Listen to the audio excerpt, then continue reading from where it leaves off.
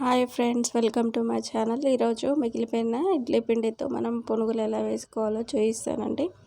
ఫస్ట్గా మనం మిగిలిపోయిన ఇడ్లీ పిండి ఉంటుంది కదా, దాన్ని తీసుకోవాలి. తర్వాత ఒక కప్పు గోధుమ పిండి తీసుకున్నానండి. తర్వాత ఒక ఉల్లిపాయ, తర్వాత 3 పచ్చిమిరపకాయలు, కరివేపాకు, వంట సోడా, సాల్ట్, తర్వాత పుల్లటి పెరుగు తీసుకున్నానండి. ఇప్పుడు సాల్ట్ వేసాను, తర్వాత పచ్చిమిర్చి వేసాను, తర్వాత ఆనియన్ ఉంది కదా, ఆనియన్ కూడా వేసుకోవాలి. ఇక్కడ ఉన్న అన్ని ఐటమ్స్ అనేవి వేసుకున్నానండి. తర్వాత వంట సోడా వేసుకున్నాను, తర్వాత పిండి కూడా వేసుకున్నాను. మిగిలిపోయిన పుల్లటి పెరుగు అనేది వేసుకొని వాటిని మొత్తం కలుపుకోవాలండి. ఈ కన్సిస్టెన్సీ వచ్చిన వరకు కలుపుకోవాలి.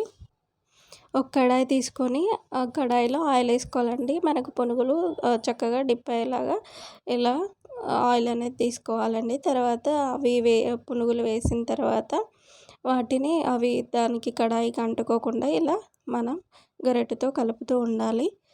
ఇలా కలుపుతూ ఉంటే మీడియం ఫ్లేమ్లోనే పెట్టుకొని మనము ఈ పునుగులు అనేది చేసుకుంటే చాలా బాగా వస్తాయండి.